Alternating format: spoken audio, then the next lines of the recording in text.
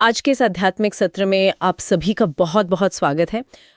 जरा एक पल के लिए हम सब ये सोचकर देखें, क्या हो अगर वो सब कुछ जिसे हम अपनी पहचान मानते हैं, हमारा नाम हो गया या शक्ल, रुतबा, डिग्रियां, ये सब बस एक किराए का कॉस्ट्यूम हो। हाँ, एक बाहरी पहनावा मात्र। बिल्कुल।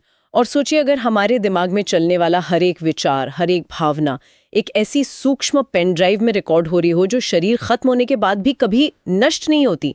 तो आज हम एक ऐसे ही बेहद गहरे और विचारोत्तेजक स्रोत का विश्लेषण कर रहे हैं जिसे मुरली कहा गया है। ये एक ऐसा मैनुअल है जो इंसान को उसकी सबसे बुनियादी वास्तविकता से रूबरू कराता है। सही कहा आपने। और इस स्रोत की सबसे बड़ी खासियत यही है कि ये हमें सिर्फ ये नहीं बताता कि हमें क्या करना चाहिए, बल्कि ये इस बात पे जोर देता है कि हम असल में हैं कौन। हाँ, क्योंकि रोजमर्रा की भागदौड़ में हम पूरी तरह से भौतिक चीजों में उलझ जाते हैं ना। बिल्कुल उलझ जाते हैं।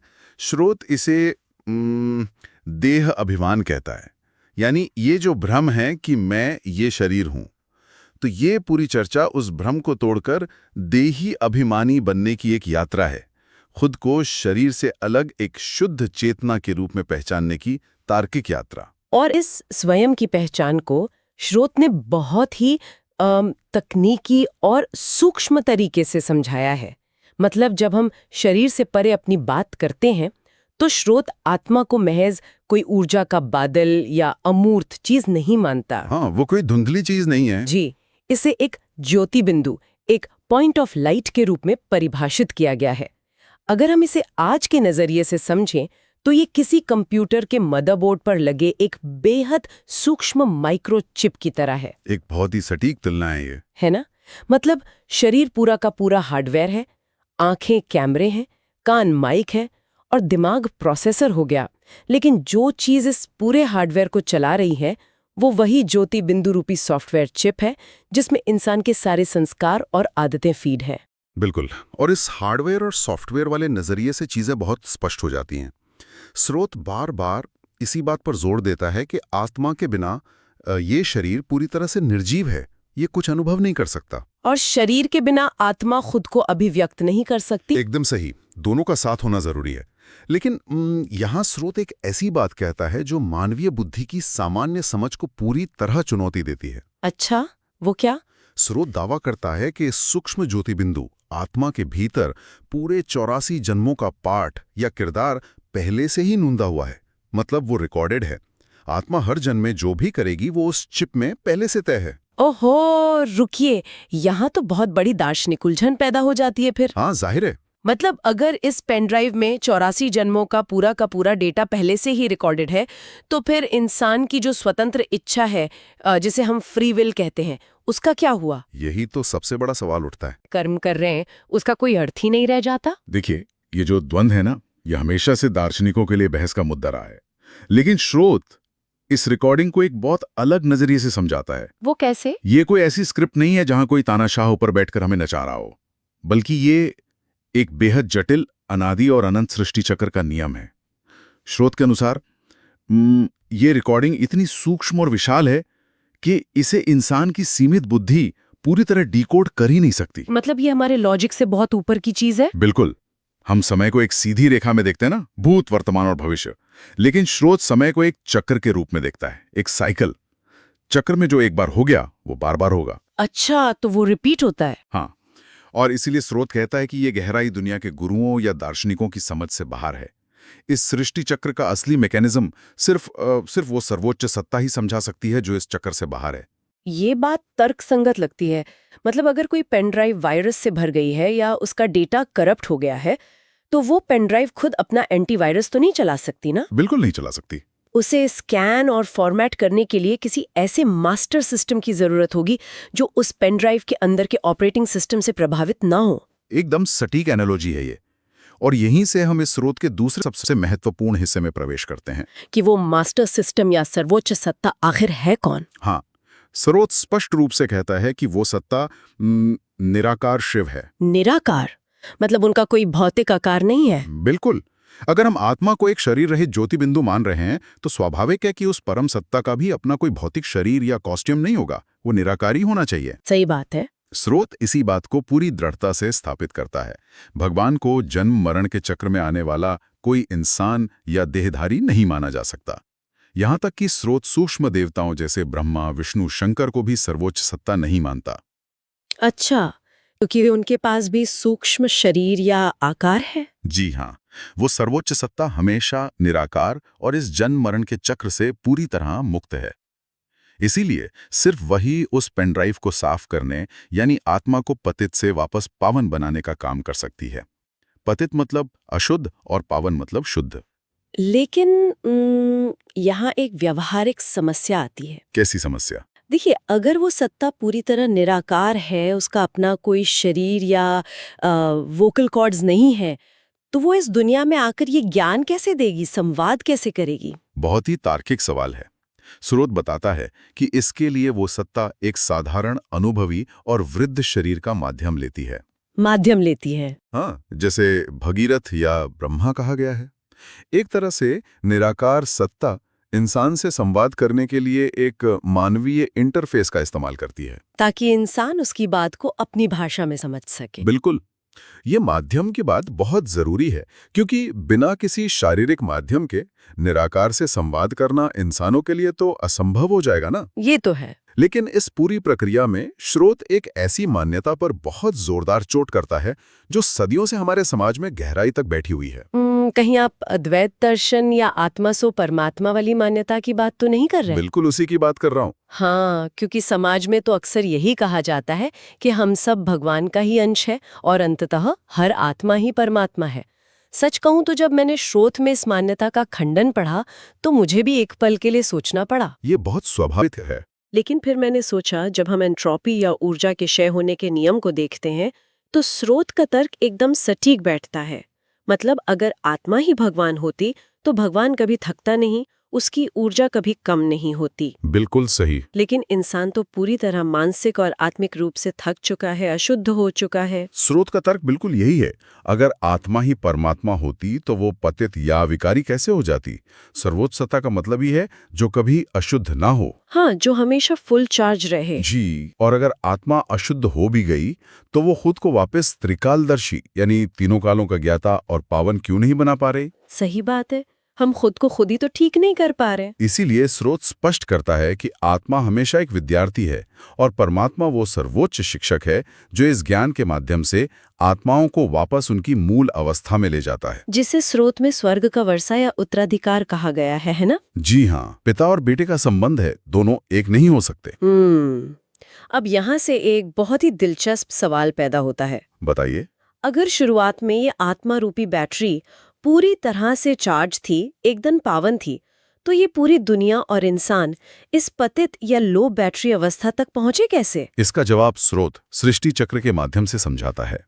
ये सतयुग यानी स्वर्ग से शुरू होता है, जहां सब कुछ संपूर्ण और पावन है। फिर धीरे धीरे पतन होता है। बिल्कुल, जैसे एक नया फोन इस्तेमाल होने के बाद धीरे धीरे बैटरी खोने लगता है, वैसे ही आत्मा पुनर्जन्म लेते हुए भौतिक दुनिया के आकर्षणों और विकारों में उलझते हुए सीढ़ी नीचे उतरती है। और अब हम कहाँ हैं? स्रोत के अनुसार हम कलयुग के बिल्कुल अंत में खड़े हैं। ये एक ट्रांजिशन पीरियड है जिसे कयामत का समय कहा गया है, जहां पुरानी बैटरी पूरी तरह ड्रेन हो चुकी है और अब इस पुरानी दुनिया का विनाश निश्चित है। बाप रे, ये तो काफी गंभीर बात है तो इस गिरती हुई अवस्था को समझना इसलिए जरूरी है क्योंकि जब तक इंसान ये स्वीकार नहीं करेगा कि उसकी बैटरी 1% पर आ गई है, वो चार्जर नहीं ढूंढेगा। ये बहुत सही पॉइंट है। जब तक हमें एहसास ही नहीं होगा कि हम खाली हो चुके हैं, हम भरने की कोशिश ही नहीं करेंगे। एकदम सही। जब बैटरी डेड होने वाली होती है तो उसे वापस मेन पावर सोर्स से जोड़ना ही एकमात्र विकल्प बचता है, और स्रोत इस चार्जिंग की विधि को मनमना भाव कहता है। मनमना भाव यानी अपने मन को उस एक सत्ता में एकाग्र करो। और मुझे लगता है ये सिर्फ कोई मंत्र जपना नहीं है, बल्कि ये एक सचेत संज्ञानात्मक बदलाव है, कॉग्निटिव शिफ्ट जिसे कहते हैं। बिल्कुल, ये कोई रटने वाली चीज नहीं है। हमारा दिमाग तो दिन भर दुनिया भर के एप्स में उलझा रहता है ना, रिश्ते, नौकरी, पैसा, चिंताएं। तो मनमना भाव का मतलब है अपने ध्यान को उन सारे बैकग्राउंड में चल रहे बैटरी चूसने वाले ऐप्स से हटाकर सीधा उस पावर हाउस पर लगाना, यानी सर्वोच्च सत्ता पर लगाना। और स्रोत में इसे ही योग बल कहा गया है। योग बल? अच्छा। हाँ, इस कनेक्शन से जो आध्यात्मिक ऊर्जा मिलती है वो उन विकर्मों या पापों को नष्ट कर देती है जो आत्मा में वायरस की तरह बैठे हैं। योग बल की ये प्रक्रिया वास्तव में आत्मा की गहरी सफाई है। लेकिन एक बात बताइए, जब किसी इंसान को ये सब बताया जाता है तो स्रोत के अनुसार वो आसानी से इसे स्वीकार क्यों नहीं कर पाता?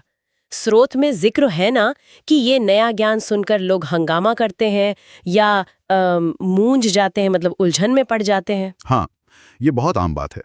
ऐसा नहीं है कि लोग समझना नहीं चाहते, बल्कि ये उनकी पुरानी मान्यताओं पर सीधा प्रहार है। इसे मनोविज्ञान में हम संज्ञानात्मक असंगति या कॉग्निटिव डिसोनेंस कहते हैं। बचपन से हमारे दिमाग का एक ऑपरेटिंग सिस्टम सेट कर दिया गया है जो शास्त्रों, परंपराओं और सुनी सुनाई बातों पर आधारित है। बिल्कुल।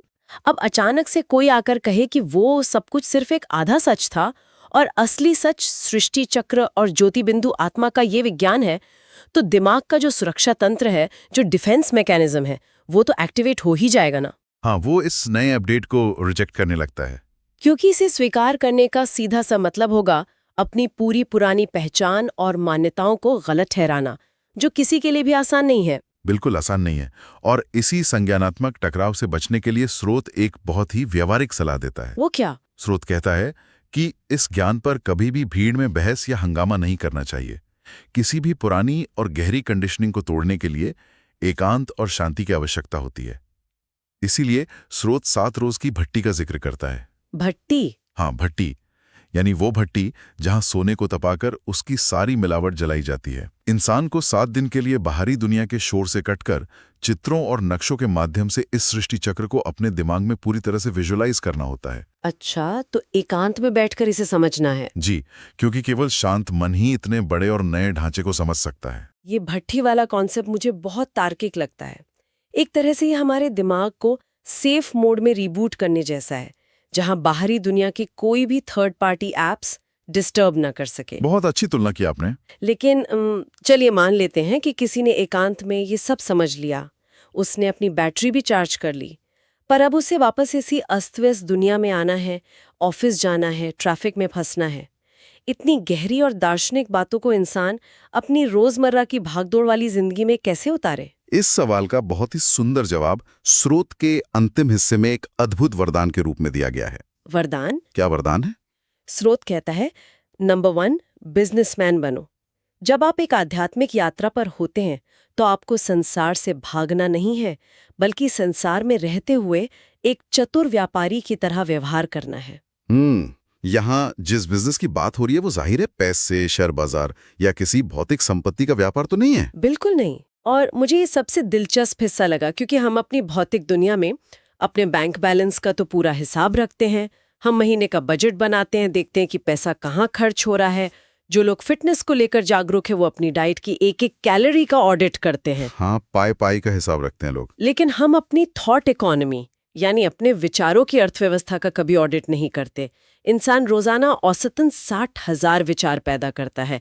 इनमें से कितने विचार चिंता, डर, ईर्ष्या या भूतकाल के पछतावे पर बर्बाद हो रहे हैं, ये हम कभी सोचते ही नहीं।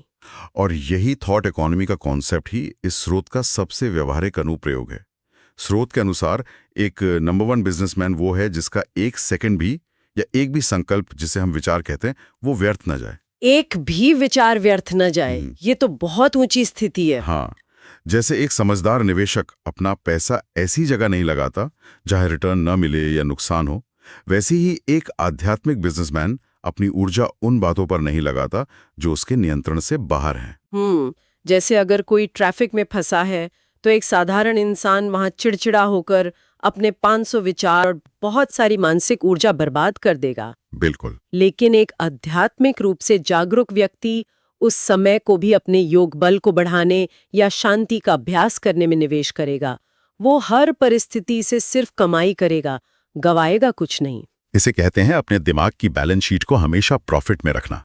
स्रोत ये भी कहता है कि चाहे शरीर में कोई भारी बीमारी आ जाए या कोई अपना शरीर छोड़ भी जाए, मतलब भौतिक रूप से कितना भी बड़ा नुकसान क्यों ना हो जाए, हाँ, लेकिन इंसान का जो आंतरिक खुशी का खजाना है वो नहीं लुटना चाहिए। इंसान को हर हाल में अचल, अडोल और एक रस रहना है। लेकिन वास्तविक जिंदगी में जब मुसीबत सामने खड़ी होती है तो ये अचल स्थिति बनाए रखना लगभग असंभव सा लगता है ना। हम तो छोटी छोटी बातों पर हिल जाते हैं। और हम क्यों हिल जाते हैं, इसका कारण भी स्रोत के बिल्कुल अंत में एक स्लोगन के रूप में दिया गया है। अच्छा, क्या है वो स्लोगन? स्रोत कहता है, जो मंगता है वो खुशी के खजाने से संपन्न नहीं हो सकता। मंगता यानी भिखारी। हाँ, लेकिन यहाँ बात सड़क पर भीख मांगने वालों की नहीं हो रही है। यहाँ बात हो रही है मनोवैज्ञानिक और भावनात्मक भिखारियों की। ये बहुत ही तीखी लेकिन एकदम सच्ची बात है। हम सब कहीं ना कहीं मंगते ही तो हैं। हम लगातार बाहरी दुनिया से कुछ ना कुछ मांग ही रहे हैं। बिल्कुल। हम अपने बॉस से तारीफ मांग रहे हैं, अपने परिवार से सम्मान मांग रहे हैं, सोशल मीडिया पर अजनबियों से लाइक्स मांग रहे हैं। हम ये उम्मीद लगाए बैठे हैं कि अगर परिस्थितियां मेरे हिसाब से हो जाएं तो मैं खुश हो जाऊंगा। और यही सबसे बड़ा भ्रम है। जब आप अपनी खुशी के लिए बाहरी चीजों या दूसरे लोगों पर निर्भर हो जाते हैं तो आप असल में अपनी सत्ता उनके हाथ में सौंप देते हैं। सही बात है। बाहरी दुनिया तो हमेशा बदलती रहेगी, वहां कभी लाभ होगा तो कभी नुकसान। तो जो व्यक्ति बाहर से मांग रहा है वो कभी अचल कैसे रह सकता है? उसकी खुशी तो हमेशा परिस्थितियों के हिसाब से ऊपर नीचे होती रहेगी ना। एकदम सही। स्रोत का संदेश यह है कि सच्ची संपन्नता और खुशी बाहर से प्राप्त नहीं की जाती, वो आत्मा का अपना मूल स्वभाव है। जब आप देही अभिमानी बन जाते हैं और उस सर्वोच्च पावर हाउस से सीधे जुड़ जाते हैं तो आप मांगने वाले यानी मंगते नहीं बल्कि देने वाले दाता बन जाते हैं। आपके अंदर ऊर्जा खुद पैदा होने लगती है। ये नजरिया वाकई जीवन को देखने के तरीके को पूरी तरह से पलट देता है। बिल्कुल पलट देता है। हम अपनी कमियों को बाहर से भरने की कोशिश कर रहे थे, जबकि स्रोत कह रहा है कि खजाना तो पहले से ही हमारे अंदर उस आत्मा रूपी पेन ड्राइव में मौजूद है। बस उस पर लगी धूल को सर्वोच्च सत्ता के कनेक्शन से साफ करना है। एकदम सटीक सारांश है ये। तो अगर हम आज के इस पूरे गहन अध्ययन के धागों को एक साथ जोड़ें तो हमने सिर्फ कुछ आध्यात्मिक सिद्धांतों को नहीं पढ़ा, बल्कि इंसान के पूरे अस्तित्व को डिकोड किया।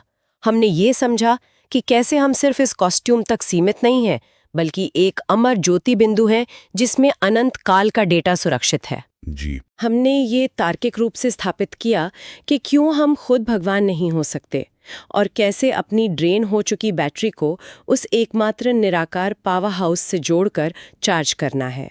हमने ये भी देखा कि कैसे हमारी पुरानी कंडीशनिंग नए ज्ञान का विरोध करती है, और सबसे महत्वपूर्ण, कैसे एक व्यापारी की तरह अपने एक एक विचार को मुनाफे में बदलना है। और इस पूरी चर्चा का सार यही है कि जानकारी होना और उस जानकारी को जीवन में उतारना दोनों बहुत अलग बातें हैं। स्रोत हमें महज जानकारी से पार ले जाकर अनुभूति तक पहुंचाना चाहता है, और इसी अनुभूति की तरफ पहला कदम बढ़ाने के लिए आज इस सत्र को खत्म करने से पहले हम एक विचार यहाँ छोड़ना चाहते हैं। इस पर आज जरूर गहराई से विचार कीजिएगा। जरा सोचिए, अगर आपको आज अपने पिछले सिर्फ 1 घंटे के विचारों का, अपनी थॉट इकॉनमी का ऑडिट करना पड़े, तो ईमानदारी से बताइए, क्या आप अपने खुद के दिमाग के इस व्यापार में मुनाफे में चल रहे हैं या भारी नुकसान में? क्या आप एक मालिक की तरह अपने विचार खर्च कर रहे हैं या एक मंगते की तरह बाहरी दुनिया से खुशी की भीख मांग रहे हैं? ये एक ऐसा सवाल है जो हमारे रोजमर्रा के जीवन को देखने का नजरिया पूरी तरह बदल सकता है। इसी ऑडिट से ही वो सेल्फ रियलाइजेशन शुरू होगा जिसकी बात ये स्रोत करता है। आप सभी का दिन शुभ हो। आपने हमें सुना, इसके लिए बहुत बहुत धन्यवाद।